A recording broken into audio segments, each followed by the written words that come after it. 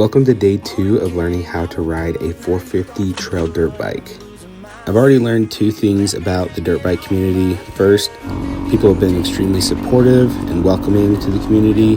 And second, a lot of people have been offended that I bought a 450 instead of a 250. It seems to me that there's going to be a learning curve regardless of whatever bike I get, whether it be a 250 or a 450. There's pros and cons to everything.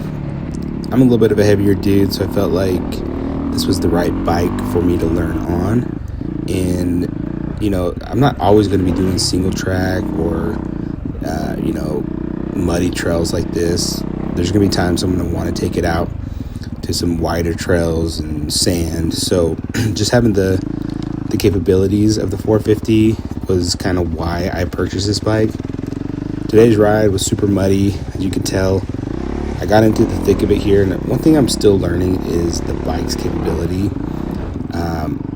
With a street bike, you don't get any grip on this type of terrain, and I think I'm still just trying to get a feel for how well the tires grip and being able to just kind of rip through this type of stuff.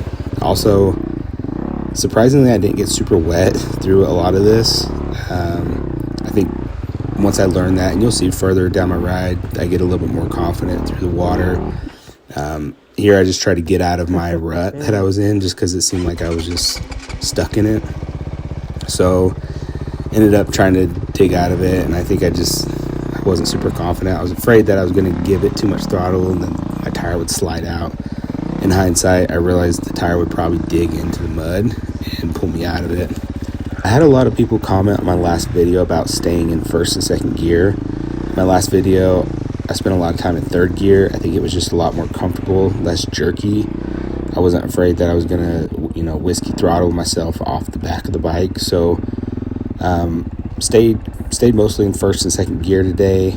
And I think especially for the single track stuff, that was super helpful advice. So I appreciate that. Coming down the hill here, I'm just kind of taking my time, just kind of coasting down. Had to take a quick pit stop here just because the views were insane. That's one of the main reasons why I bought the bike, was to just get me in beautiful places quicker. Utah is just filled with amazing scenery. So as easy as it is to stay locked in on the trail, I got to take some time to look around me, see what God's created here in Utah. Utah is super accessible. This was like a 35-minute drive from my house to the trailhead. So super lucky to live in a place like this. I'm going to post the rest of this ride